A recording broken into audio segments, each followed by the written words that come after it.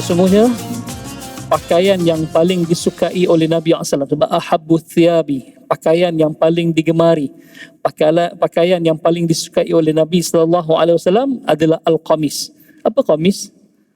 Qamis ni dia jubah sebenarnya. Qamis dia adalah baju yang berlengan panjang dan berkocek, labuhnya sampai ke separuh betis Nabi SAW. Separuh betis. Berarti jubah lah. Cuma jubah kita panjang atas buku lali. Tapi bagi Nabi SAW, sama ada kain pelikat, nanti kita akan bicara tentang kain pelikat Nabi SAW. Astaghfirullahaladzim. Alladzi la ilaha illa huwal hayyul qayyum wa atubu ilaih. Astaghfirullahaladzim. Alladzi la ilaha illa huwal hayyul qayyum wa atubu ilaih. Astaghfirullahaladzim.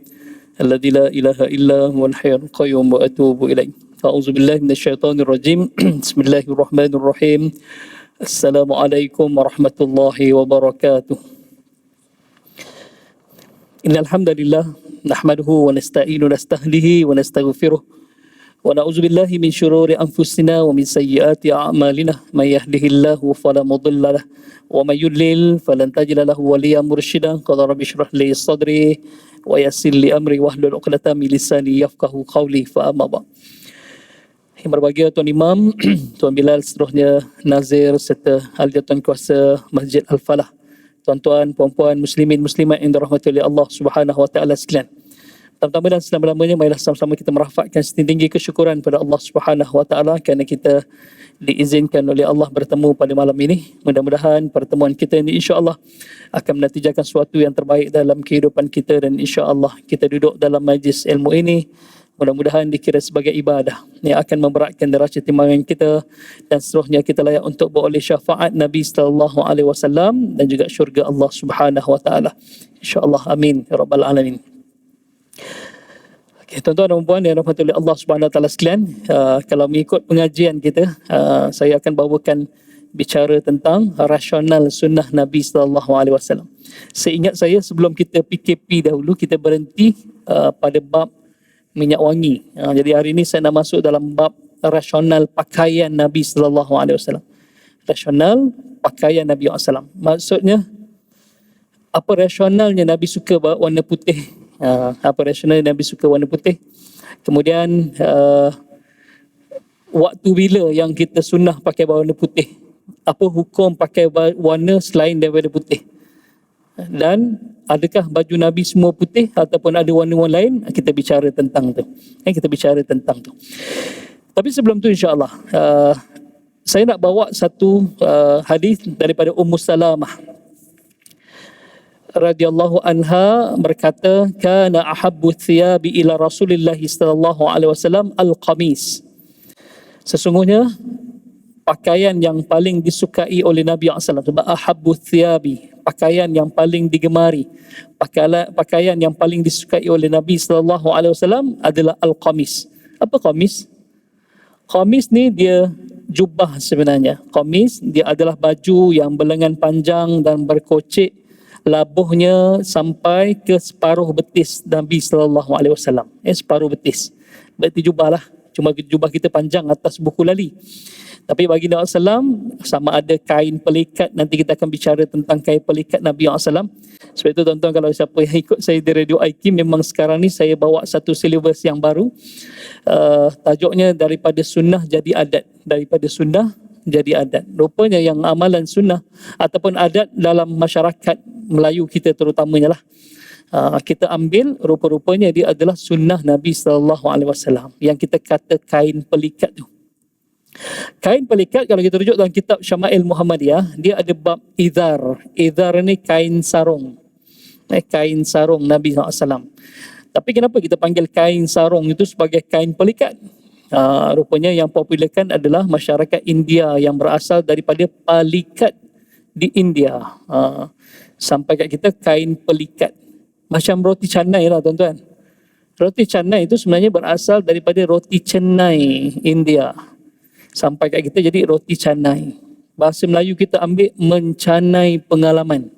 Mencanai pengalaman. Roti canai dah masuk dalam bahasa, dalam kamus kita. Maksudnya mencanai pengalaman. Maksudnya nak jadi roti canai tu dia uli, dia peram ataupun dia marinate dan seumpamanya. Bukan marinate, dia apa nama? Dia biarkan semalaman ataupun diperap lah. Barulah dikembang seumpamanya, barulah besok diteba. Jadi pengalaman kena macam tu. Pengalaman kena canai kan, barulah dia memberi manfaat kepada kita. Betul, dalam bahasa Melayu dia ambil perkataan mencanai pengalaman. Asalnya daripada roti cenai dan roti canai. Roti cenai dan roti canai. Kain pelikat. Rupa-rupanya kain pelikat ada satu bab di sini tentang kain pelikat Nabi sallallahu alaihi wasallam. Disebut bahawa Nabi SAW hujung kain pelikat, hujung kain sarung, hujung izar Nabi SAW adalah nisfu saqaihi, iaitu separuh betis Nabi SAW. Kata Nabi SAW kepada Ubaid, suatu hari Ubaid berjalan di pasar Madinah. Tiba-tiba ada seorang lelaki yang menegurnya di belakang, angkat kain sarungmu. Angkat kain sarungmu, sebab dia ada lebih takwa dan lebih abqa. Takwa ni maksudnya ialah lebih bersih, lebih suci. Kemudian abqa, lebih tahan lama, tak mudah rosak, kata Nabi SAW. Lalu dia kata, ini memang kain sarung aku yang jenis melorot. Jenis melorot. Lalu kata Nabi SAW, tidakkah kamu mahu menjadikan aku sebagai contoh? Dan ketika itu Ubaid menoleh, yang menegurnya rupanya Nabi SAW. Dan Ubaid kata, aku melihat hujung kain sarung Nabi SAW di separuh betis baginda SAW. Jadi kalau kita nak pakai kain pelikat ni, kalau nak lepas daripada betis tu boleh, tak ada masalah. Hukumnya harus, jangan menutup buku lali je. Jangan menutup buku lali. Itu pun menutup buku lali dimaksudkan kat situ adalah riak. Tidak diterima solat orang yang melabuhkan kainnya. Melabuhkan kain dalam riwayat dikata riak. Tapi dari sudut abqa dan atqa, dari sudut jaga kebersihan, kalau kita melirik kain, mungkin kita heret tai cicak ke, tai ayam ke dan seumpamanya kat luar tu bawa masuk dalam solat, tak salah solat kita. Sebab itu Nabi suruh angkat separuh betis. Angkat separuh betis. Kalau kita nak bawa betis pun boleh, jangan lebih buku lali, tak ada masalah pun. Kalau nak ikut sunnah Nabi SAW, separuh betis. Itu terbaik lah. Ni lelaki, perempuan janganlah pula angkat kain separuh betis. Pening kepala jemaah. Pening kepala jemaah. Tiba-tiba masjid Al-Falah ni perempuan semua angkat kain separuh betis, memang penuh. Terus masjid ni solat fardu biasa. Tak macam solat macam ni. Sebab okay. Jangan orang lelaki. Perempuan dibolehkan, kalau kita rujuk dalam bab izar nanti, bab isbal. Dalam hukum fiqh ada satu namanya bab isbal. Isbal ni bab melabuhkan kain. Apa hukumnya? Bagi perempuan boleh dilabuhkan kain, tapi tak boleh lebih daripada sejengkal daripada buku lali. Maksudnya kena tutup kaki lah, tapi tak boleh lebih sejengkal. Memang diheret sikit lah. Diheret sikit lah. Sebab nak tutup kaki itu sebahagian daripada aurat. Kalau ikut Imam Syafi'i, ikut Imam Hanafi, dia bukan sebahagian daripada aurat, ataupun aurat yang ringan dipanggil. Aurat yang ringan.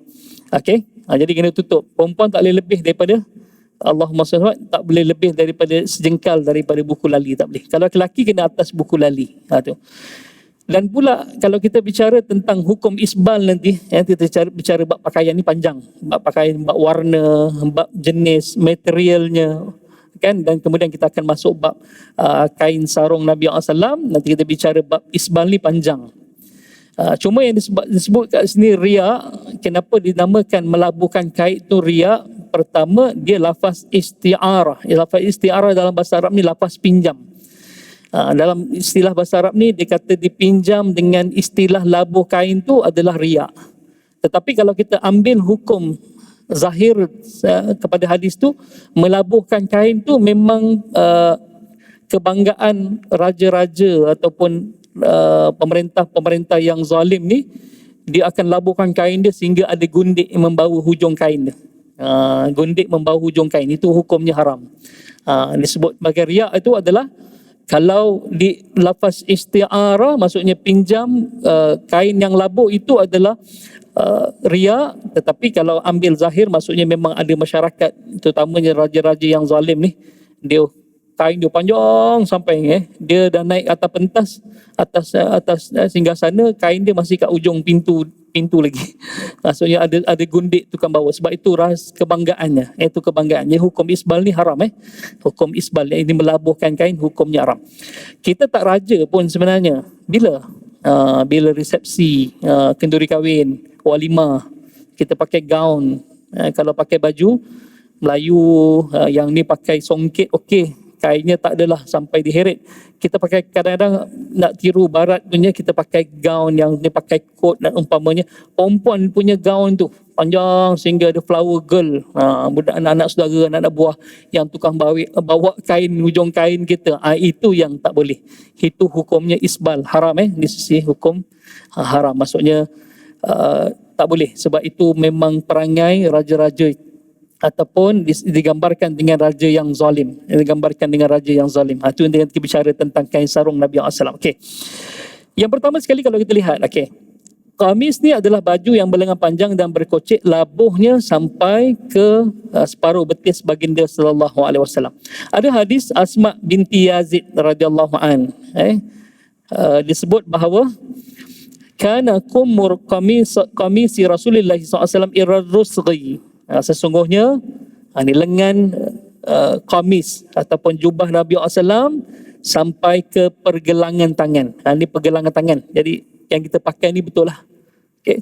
Tapi ada hadis yang lain daripada Ibnu Abbas anna Nabi SAW, dia kata laisa qamisan wa kana fawqal ka'bain.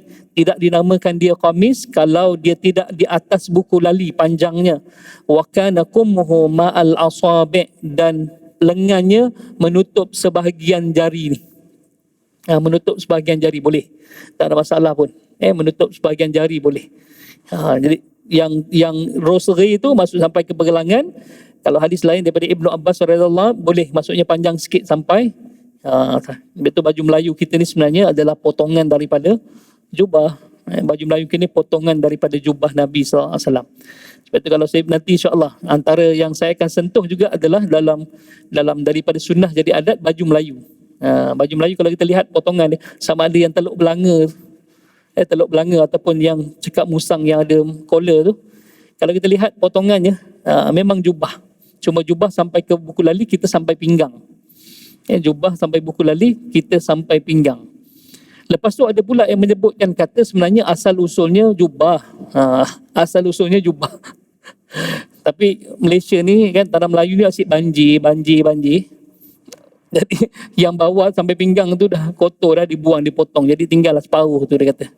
Wallahu alam, kebenaran tak tahu. Saya pun tak kaji tentang kebenaran baju Melayu tu asalnya jubah yang panjang, tapi oleh kerana banjir kotor sampai pinggang, banjir pula dipotong. Jadi senang sampai pinggang je. Itu yang baju Melayu kita sampai pinggang. Dan ada satu kajian pula, tak silap saya, Universiti Melaya bahagian tak silap peradaban Melayu ke tak silap fakulti apa, saya pernah Allahumma salli alaihi wasallam, ketika tu ada satu anugerah buku kebangsaan, ada seorang pensyarah perempuan, Profesor Doktor, lupa namanya, tapi dia daripada UM kalau tak silap saya bahagian pengajian Melayu. Dia sebut bahawa yang butang tu, kalau baju Melayu kita ada butang 5. Okay. Butang 5 ni atas sekali 2 tu suami isteri dia kata. Yang 3 ni anak, 1, 2, 3 ni kebanyakan orang Melayu ni 3 anak, suami isteri 3 anak, biasa macam tu. Dia sebut pula dari sudut Islam, dia kata 5 ni rukun Islam yang 5. 5 ni rukun Islam yang 5. Lepas tu baju Melayu yang teluk belanga 1 butang, macam tu, 1 butang.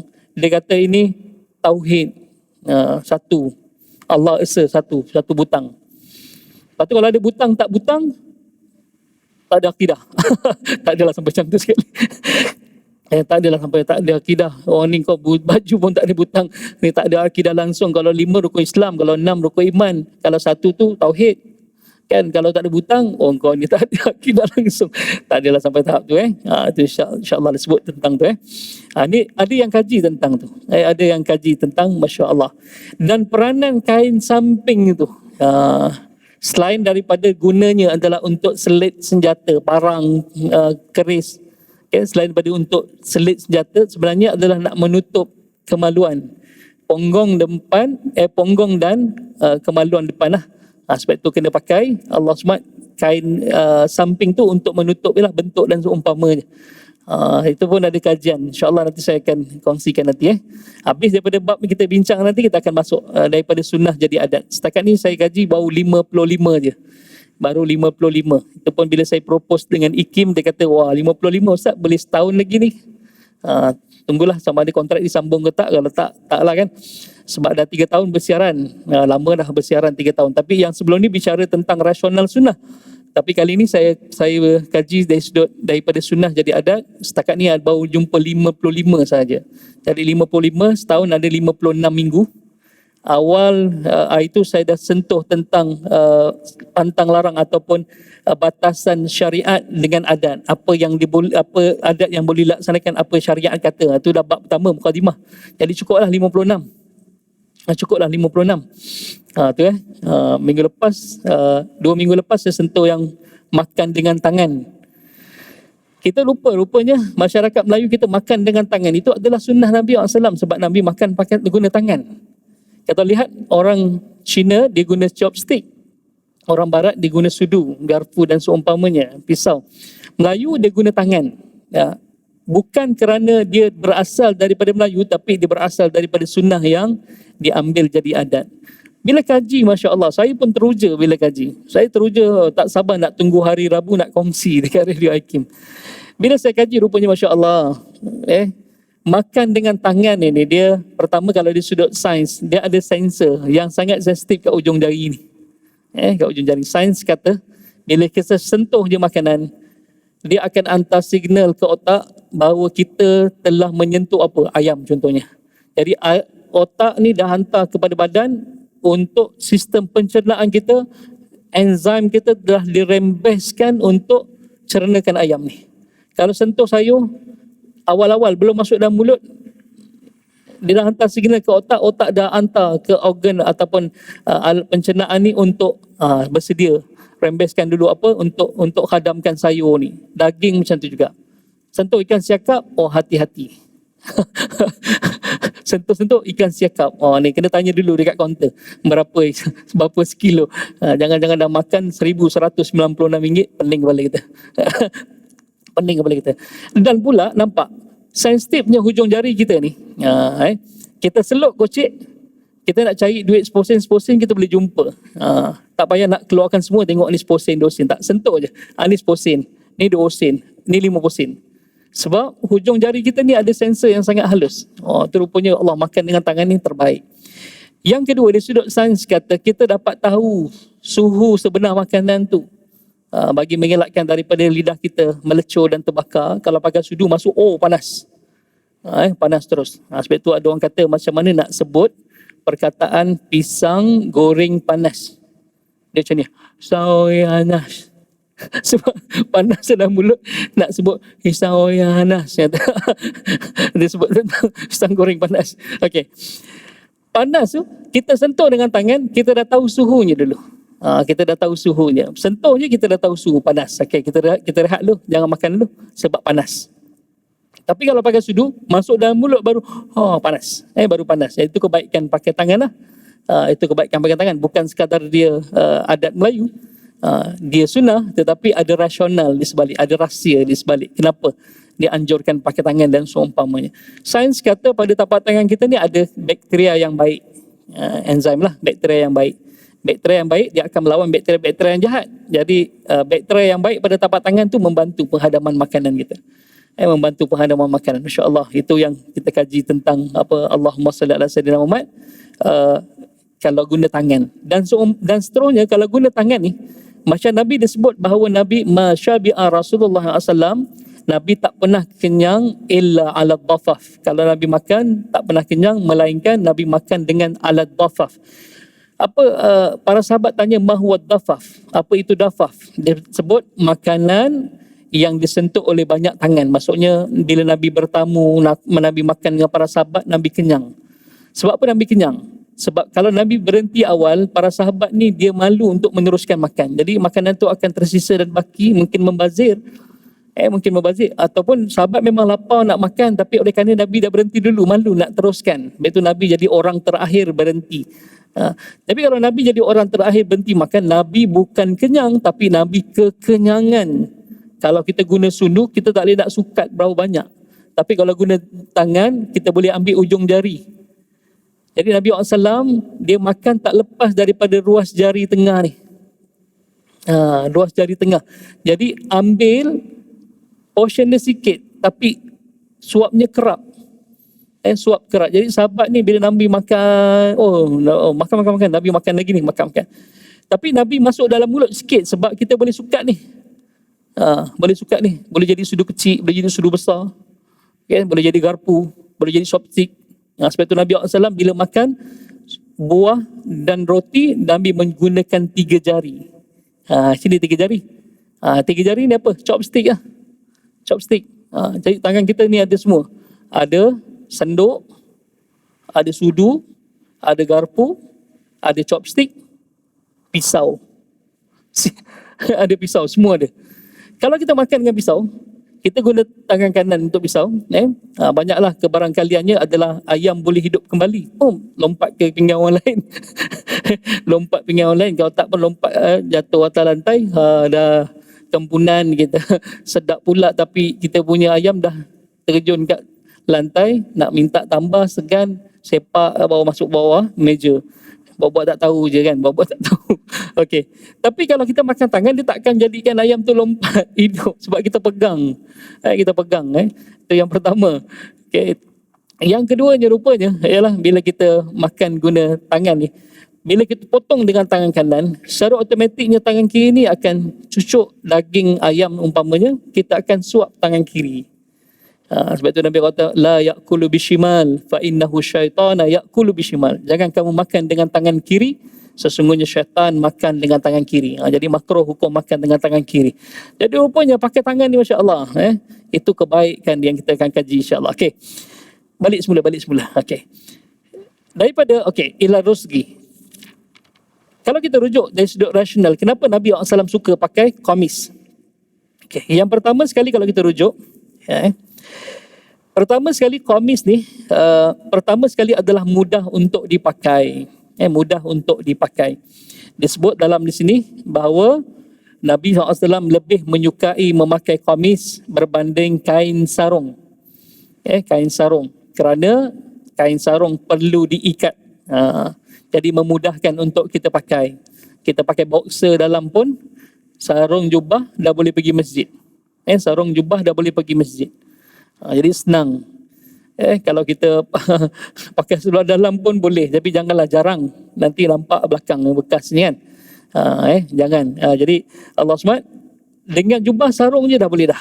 Satu. Yang kedua, dia ringan, material yang ringan. Berbanding kalau kita pakai seluar jin. Berapa ekor jin dalam kocik kita tak tahu. Sebab namanya seluar jin kan. Berat. Seluar jin tu sebenarnya yang popularkan orang-orang Amerika. Orang-orang mereka ni dia naik kuda. Naik kuda, dia ialah lasak. Kalau pakai seluar yang nipis akan mudah koyak. Akan mudah koyak. Sebab itu Harley Davidson memang enjinnya panas. Sebab itu kena pakai seluar jean kalau naik Harley Davidson. Kalau seluar baju Melayu ataupun seluar tracksuit, memang melecur kita punya paha. Sebab itu memang sesuai. Sebab mereka dia pakai motor yang macam tu, yang kemudian dia naik kuda asalnya. Naik kuda ni lasak, dia kena pakai seluar tebal, kotak selalu koyak. Masyarakat kita mana ada naik kuda? Mana ada naik kuda? Jadi sesuai dengan seluar yang kita pakai adalah seluar slack yang kita pakai itulah. Sesuai. Sebab itu kalau kita pakai pakaian yang berat ni, kita akan buang banyak tenaga untuk membawanya satu. Atau yang sebut tentang tu. Sebab itu Nabi SAW suka pakai yang pertama mudah untuk dipakai, yang kedua ringan. Yang ketiga rasionalnya kenapa Nabi suka pakai al-qamis, jubah ni. Yang ketiga adalah dia tidak kelihatan mewah. Dia tidak kelihatan mewah. Kalau kita pakai jubah tak tahu berapa harganya. Warna putih lagi nampak macam jubah biasa je. Kita tak tahu, mungkin harganya 250 tempah khas dekat Mekah. Kita tak tahu. Tuan Haji pakai warna jubah ni, saya pun tak tahu berapa harganya. Kan, tapi kalau kemeja kita dapat tahu berapa kemeja. Okey, ni mahal ni kemeja ni. Nampak potongan, nampak jenis kain ni pun cantik. Tapi kalau ni kita tak tahu berapa jubah, harga jubah. Sebab itu jubah ni pakaian yang tidak dilihat sebagai mewah. Bila tidak dilihat sebagai mewah, dia akan jaga hati kita. Jaga hati kita supaya tidak riak ketika memakainya. Sebab itu ada doa memakai pakaian. Allahumma inni a'udzubika min syarrihi wa syarri ma suni'a lahu. Ya Allah, aku berlindung daripada pakaian ini dan keburukan yang dicipta daripadanya. Kenapa pakaian ni ada keburukan yang dicipta daripadanya? Sebab mungkin kita pakai biasa je, tapi orang melihat kita nampak macam kita bermewah-mewah. Yang kedua, kita nampak macam belagak sikit dengan baju yang mahal kan, yang baju yang mahal. Sebab itu Nabi SAW pakai kamis, pakai jubah, sebab jubah ni tidak lihat sebagai mewah. Jubah tidak dilihat sebagai mewah. Itu yang disebut tentang al-qamis. Okey. Yang seterusnya kita masuk dalam bab jenis kain yang dipakai oleh Nabi SAW. Kana ahabbu thiyabi, kata Anas bin Malik radhiyallahu an, kana ahabbu thiyabi ila Nabi sallallahu alaihi wasallam yalbasuhul hibarah. Nabi SAW suka pakai pakaian yang diperbuat daripada al-hibarah. Hibarah ni kain kapas, cotton. Dalam bahasa Arab dia panggil cotton, dalam bahasa Inggeris dia panggil cotton. Dalam bahasa Melayu dipanggil kapas lah. Kain yang diperbuat daripada kapas. Okey. Yang pertama adalah kain yang dibuat daripada kapas ni, dia kain yang ringan satu. Berbanding kalau kita pakai kain yang jenis bukan kapas. Tu dia agak berat. Yang kedua, kapas ni dapat menyerap peluh. Jadi bila menyerap peluh, dia mengelakkan daripada pembiakan bakteria ataupun fungus atas kulit kita. Fungus atas kulit kita. Bila kulit kita kering, tak ada peluh. Peluh tu dia ada, bila peluh campur dengan kotoran, dia jadi tempat pembiakan bakteria yang paling efektif sekali. Tempat pembiakan bakteria yang paling efektif. Jadi kalau seorang tu tidak berpeluh ataupun berpeluh tapi kering, cepat kering, cepat kering. Okay, dia mengelakkan daripada pembiakan bakteria atas kulit kita. Sebab itu dalam kitab Adabus Syafi'i, kalau boleh rujuk dalam kitab Tibun Nabawi, di bahagian akhir sekali dia ada bab-bab yang diambil daripada kitab Adabus Syafi'i. Maksudnya kita boleh kata wasiat Imam Syafi'i lah, wasiat Imam Syafi'i. Ada 4 perkara yang menguatkan tubuh badan, kata Imam Syafi'i. Yang pertama adalah makan daging. Makan daging macam mana? Sebab dia sumber protein. Daging ni sumber protein. Okay, cuma kita dah bincang, nanti kita bincang dalam bab makanan Nabi SAW. Nabi ambil daging ni illa riba, jarang-jarang, ataupun selang sehari, yauman ba'da yaum. Hari Nabi ambil, besok Nabi tak ambil. Sebab itu pakar, ataupun kalau kita rujuk dalam portal My Health Kementerian Kesihatan Malaysia pun dia sebut jumlah ataupun portion yang kita kena ambil daging setiap sajian kita ataupun setiap sehari tidak melebihi 2 kotak mancis. Tidak melebihi 2 kotak mancis, itu je. Lebih tu dah limit, dah ambil esok punya. Okay? Walaupun Nabi SAW duduk, kambing banyak, tapi bukan kambing Nabi SAW. Kambing Nabi yang perah untuk minum je. Daging tu, kambing jarang-jarang Nabi dapat. Jadi ni kita, kenapa dari sudut kesihatan kita tak cantik, sedangkan makan kambing tu sunnah, sebab kita hari-hari makan kambing. Limit dah sebenarnya. Lepas tu makan kambing, patutnya jangan lebih 2 kotak mancis. Kita kotak tisu saiz dia. Kotak tisu. Berarti seminggu punya peruntukan kita dah ambil hari ni. Besok kambing lagi, lusa kambing lagi. Saya berbual dengan seorang pakar kanser daripada Hospital Pantai Alostar. Saya lupa nama doktor tu sebab saya ni bila bersiaran di Radio Akim sebelum ni yang ke Kontilas, sekarang banyak online dia. 9.30 pagi tu adalah slot kesihatan warna pagi dengan DJ Pian dan Hazwan. Jadi selepas slot saya tu, selepas slot warna pagi tu slot saya Rasional Sunnah. Okay, Rasional Sunnah. Jadi kadang-kadang jumpa doktor pakar.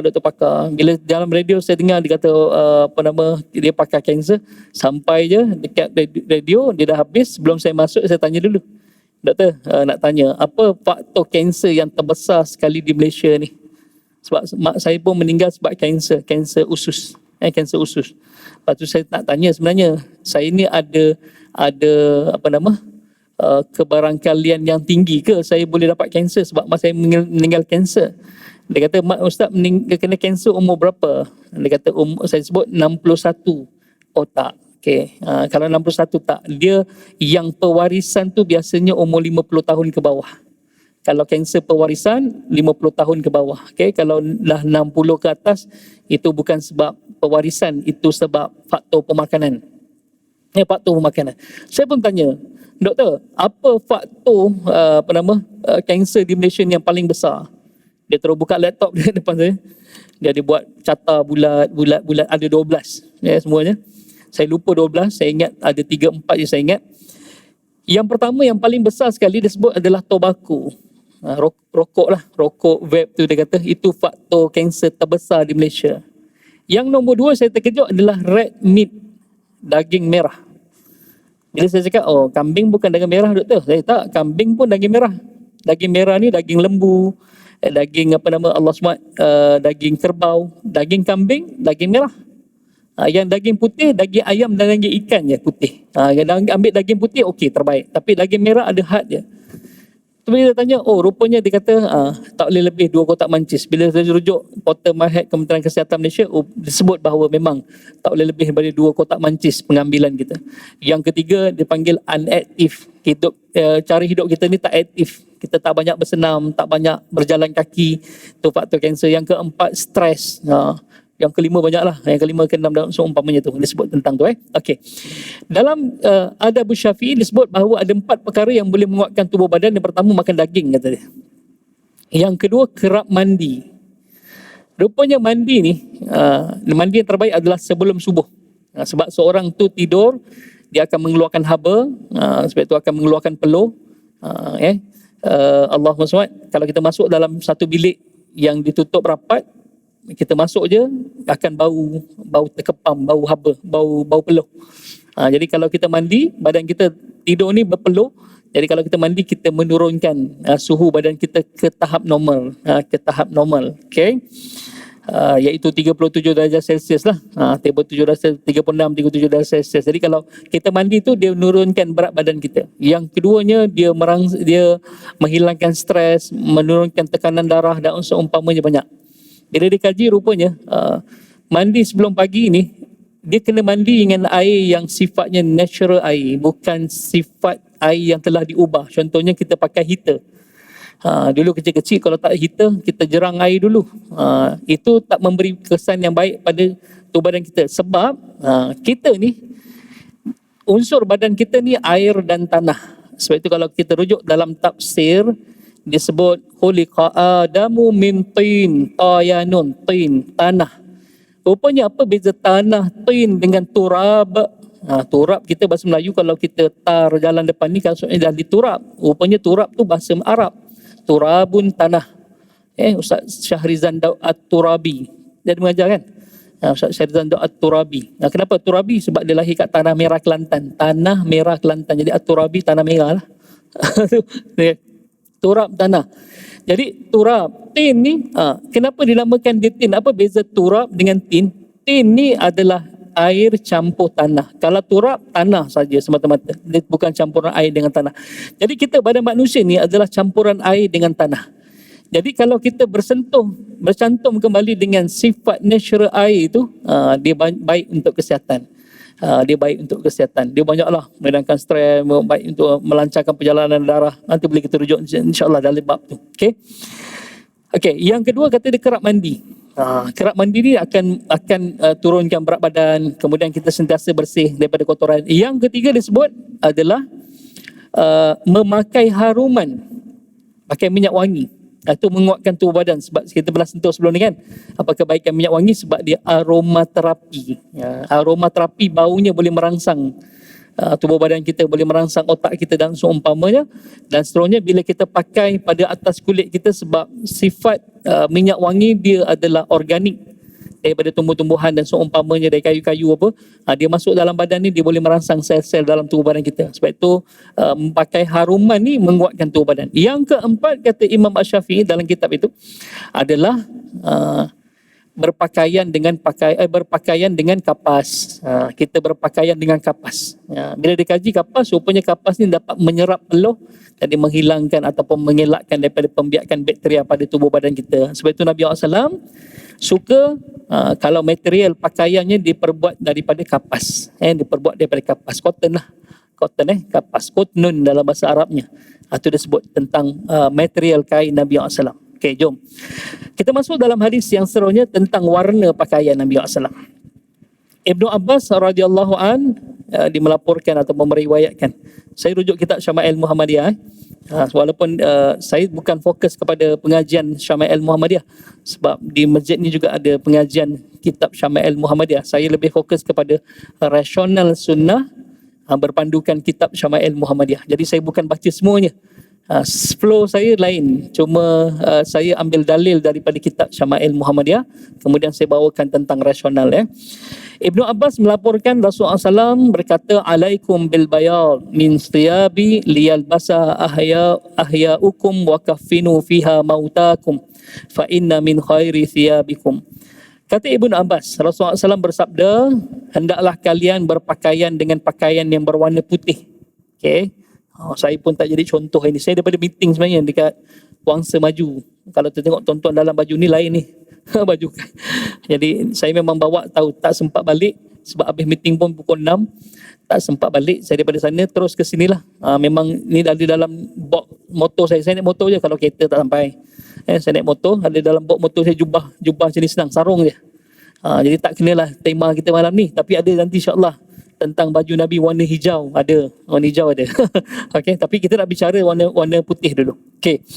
Kata Nabi SAW, hendaklah kalian berpakaian warna putih.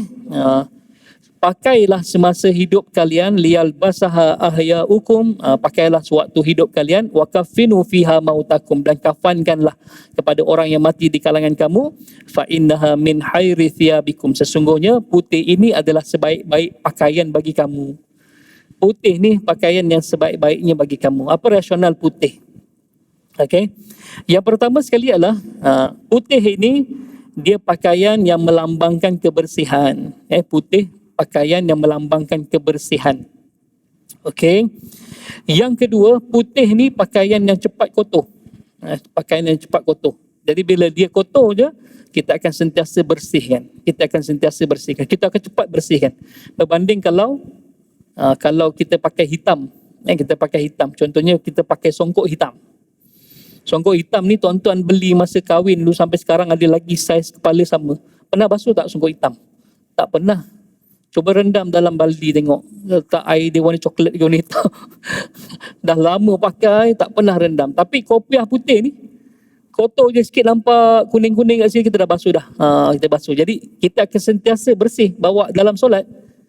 Kalau kita, Allah SWT, songkok hitam bawa masuk dalam solat, kita tak tahu songkok hitam tu kotor ke bersih, tak nampak. Sebab itu akak-akak kat belakang tu, digalakkan pakai telekung warna putih. Jangan pakai warna hitam. Sebab kita tak tahu kotor ke bersih ke. Kalau putih nampak, dah kotor ni basuh. Tapi kalau hitam tak nampak. Kalau hitam tak nampak, kotor ke tak kotor, kan. Jadi kita bawa masuk dalam solat, kita tak tahu dia kotor ke tak. Dia kotor ke tak? Okey, tak apalah. Selagi mana tak ada najis, hukumnya sah. Tapi sebaiknya putih. Nanti kita akan bincang. Okey. Bila dia cepat kotor dan kita sentiasa bersihkan, secara tak langsung menjadikan kita seorang pembersih. Contohnya kita pakai seluar putih atau jubah putih. Kita takkan duduk di tembok-tembok tepi jalan ni. Kan? Sebab putih. Kita cari apa nak alas supaya baju kita ni tak kotor. Kita takkan duduk di tembok-tembok yang kotor tu. Tapi kalau seluar hitam kita duduk je, kita tak nampak pun. Bangun tepuk-tepuk dah. Rupanya tai merpati, tai burung penuh ke atas tu. Kita pun tak perasan, duduk bawa masuk dalam solat. Tak sah solat kita sebab kita bawa najis. Tapi kalau putih kita tahu kotor. Nampak? Sebab tu dia akan menjadikan kita pembersih. Dan pakaian putih ni kalau kita rujuk daripada Nabi SAW, yang pertama kata Nabi pakai bila hidup kamu la wakafinu mautakum, dan kafankanlah. Jadi saya tak langsung pakaian putih ni adalah pakaian ibadah Nabi SAW. Pakaian ibadah Nabi SAW. 1 minit lagi. Okay, insyaAllah. Tu. Okay, bila masa yang sunnah pakai warna putih ni? Bila masa sunnah? Yang pertama, kalau kita rujuk tadi tu, liyal basa ahyaukum, maksudnya pakaian sehari-harian kita. Kalau boleh pakai putih, pakaian sehari-harian. Okay. Yang kedua, pakaian ibadah. Kalau tak pakai sehari-harian pun, pakailah sebagai pakaian ibadah. Nak pergi masjid, solat Jumaat dan seumpamanya. Tahu tak kenapa solat Jumaat sunnah pakai putih? Dia nombor 4 ni, solat Jumaat. Ya, pakai sunnah pakai putih. Kenapa? Sebab putih ini dia warna yang tidak menyerap haba. Putih adalah pakaian warna yang memantulkan haba. Kalau hitam dia menyerap haba, kita akan berpeluh-peluh. Masuk masjid kita tak selesa. Ketiak semua dah basah, dah bau masam dah. Tapi kalau putih, warna yang dia panggil tidak menyerap haba, jadi kita selesa putih dan tidak berpeluh. InsyaAllah kita sambung selepas ni.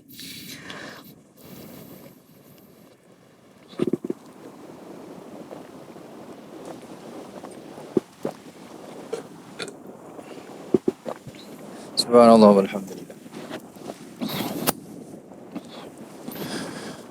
Allahu Akbar, Allahu Akbar,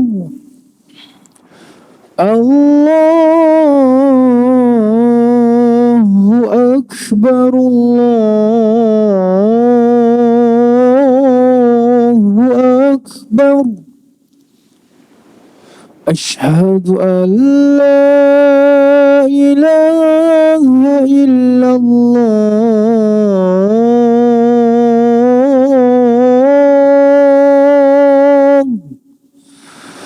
Ashhadu an la ilaha illallah.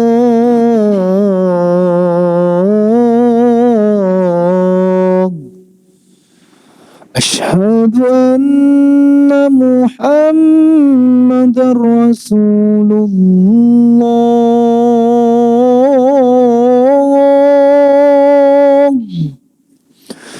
Ashhadu anna Muhammadar Rasulullah.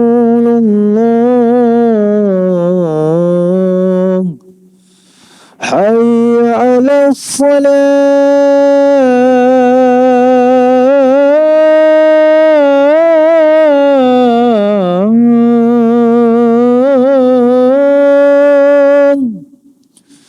Hayya 'alas salah.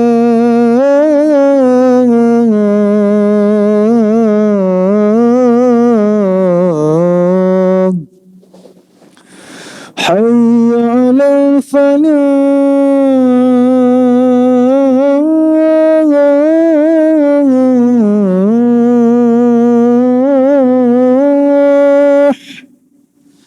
Hayya 'alal falah.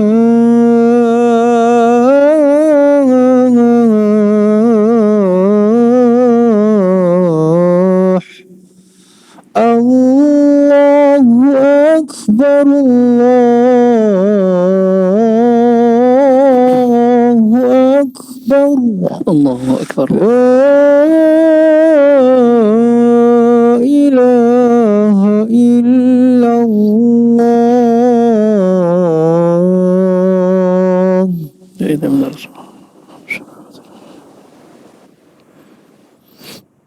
Okay, sambung sikit lagi insyaAllah. Okay, yang pertama sekali sunnah putih ni dipakai adalah sebagai pakaian hari-harian kita.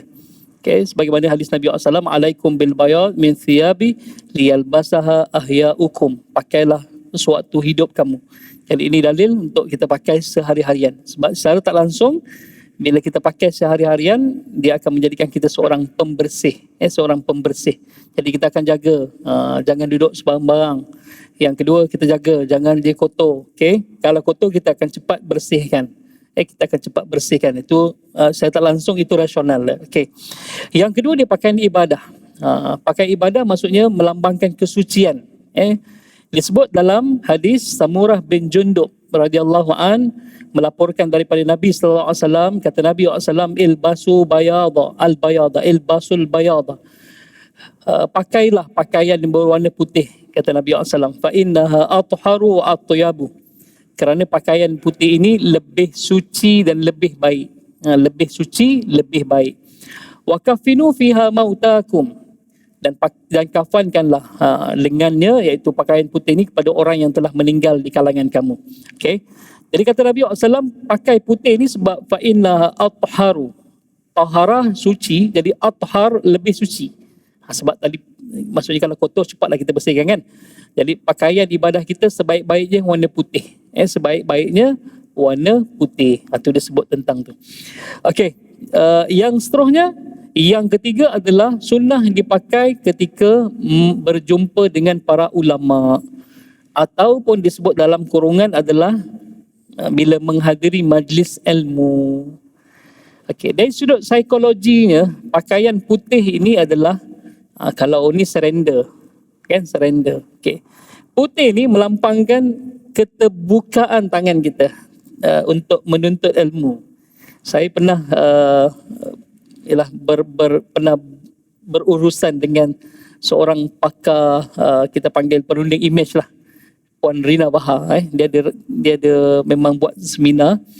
Dia ada, saya tunjuk lah, saya ada international certificate, maksudnya sijil memang antarabangsa tentang warna, tentang terapi warna, tentang terapi warna. Bila saya suka bisnes, bukan bisnes kad pun, tak ada bisnes pun, bisnes kecil-kecil lah. Saya suka hitam kan nampak cantik bisnes kad.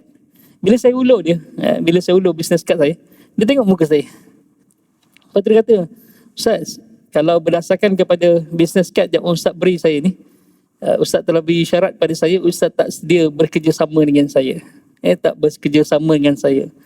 Sebab bisnes kad hitam ni melambangkan dia privacy. Maksudnya, sebab itu bisnes kad jarang hitam. Dia kalau hitam ni personal card. Lepas tu atas personal card hanya nama dan nombor telefon, tak ada alamat, tak ada email, tak ada apa je, nama nombor telefon. Itu personal card. Hitam tak apa, Ustaz. Sebab itu menunjukkan bahawa kita memang privacy, tak boleh ni. Jadi bila saya ulur business card saya warna hitam, dia kata kalau ikut daripada business card Ustaz ni, Ustaz tak sedia, Ustaz tak bersedia untuk, ataupun Ustaz tak macam tak suka nak berkolaborasi dengan saya. Dia kata, saya memang suka hitam. Okey Ustaz, ni dari sudut psikologi. Dia kata, situ saya belajar tu. Saya belajar dari sudut warna. Okey. Kalau business card ni, dia kata kena warna cerah, sama ada warna putih ataupun warna krim, warna kelabu yang jernih, light grey lah, dia kata. Itu Allahumma salli alaihi wasallam, itu baru menunjukkan bahawa Ustaz datang dengan tangan terbuka macam ni, nak bekerjasama dengan saya. Oh, rupa-rupanya cakap kita bila psikologi kata patutlah dia bincang tentang rasional, sunnah pakai pakaian putih ni untuk menuntut ilmu. Sebab itu anak-anak kita pakai baju warna putih, sekolah agama ke, sekolah kafar ke, sekolah menengah ke, sekolah apa, kecuali dia pengawas. Pengawas lain lah. Kan? Putih. Sebab itu menunjukkan keterbukaan dia nak menuntut ilmu. Yang kedua warna putih ni, anak kita akan jaga. Balik mak marah kalau baju hitam. Dulu sebelum ni kasut, tak tahulah sekarang ni, tunggulah pengumuman baru, kasut kita hitam ke putih anak kita. Sebelum ni putih, dia tukar hitam kan. Sebabnya tukar hitam tu nak jaga mak juga. Sebab sekarang ni mana anak basuh kasut, yang basuh kasut mak. Jadi nak memudahkan mak ni supaya taklah basuh kasut tiap-tiap minggu. Tiap-tiap minggu, lepas tu menteri dulu tukar warna hitam. Menteri tukar warna hitam. Satu, yang kedua dia kata, ni alasan kenapa warna hitam lah. Dr. Mazli tu kata dia, bagi anak-anak yang miskin, dia tak ada kasut untuk core curriculum. Jadi dia kena beli kasut lain. Jadi kasut hitam, itulah kasut core curriculum, itulah kasut sekolah. Itulah alasan dia. Tapi kenapa dulu kita daripada zaman dulu warna putih? Supaya kita ni jadi pembersih. Nak main bola pakai putih, besok nak sekolah lagi. Buka kasut main kaki ayam. Buka kasut main kaki ayam. Tapi kalau main bola pakai kasut putih, besok teruk lah kan kita. Hari Isnin, ni orang perempuan lah, terutamanya pelajar perempuan. Kalau hari Isnin dia terlupa basuh kasut, hari Ahad, sampai sekolah dulu kita papan hitam kan.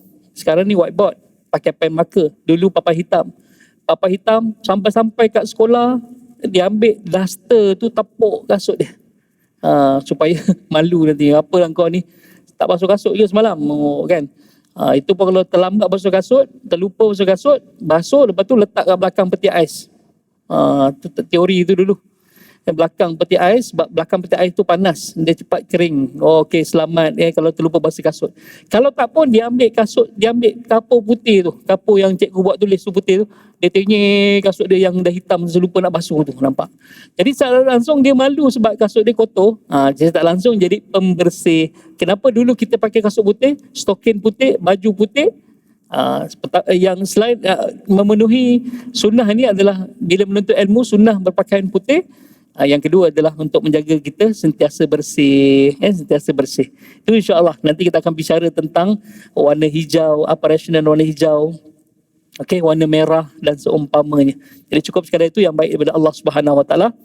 Yang kurang dan lemah itu adalah atas kejahilan dan lemahnya ilmu saya. Aku qouli hadza wa astaghfirullah li wa lakum. Assalamualaikum warahmatullahi wabarakatuh.